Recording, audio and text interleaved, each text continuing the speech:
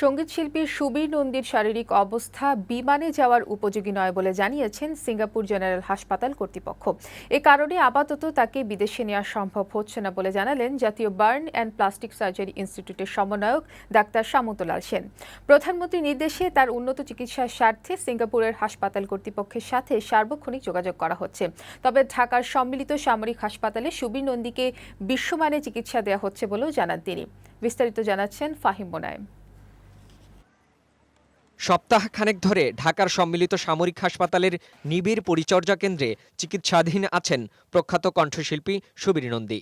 প্রধানমন্ত্রীর নির্দেশে উন্নত চিকিৎসার জন্য তার চিকিৎসার সব ব্যবস্থাপত্র সিঙ্গাপুর জেনারেল হাসপাতালে পাঠানো হয়। শনিবার হাসপাতাল কর্তৃপক্ষ জানিয়েছে সুবীর নন্দীর শারীরিক অবস্থা বিমানে যাওয়ার উপযোগী নয়, তাই আপাতত তাকে সেখানে নেওয়া সম্ভব হচ্ছে না। এমনটাই বৈশাখী টেলিভিশনকে জানিয়েছেন জাতীয় বার্ন অ্যান্ড প্লাস্টিক সার্জারি ইনস্টিটিউটের সমন্বয়ক ডাক্তার সামন্তলাল সেন। সিঙ্গাপুর থেকে একটা রেজাল্ট চিঠির উত্তর পেয়েছি, তারা এই মুহূর্তে বলছে যে তারা এই মুহূর্তে ফ্লাই করা সম্ভব না।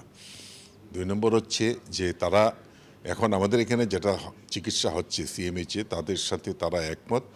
তারা বলছে তার ব্রেইনের যে ড্যামেজটা হয়েছে সেই ড্যামেজটা যদি ইমপ্রুভ করে তাহলে তখন হয়তো ফ্লাই করতে পারবে।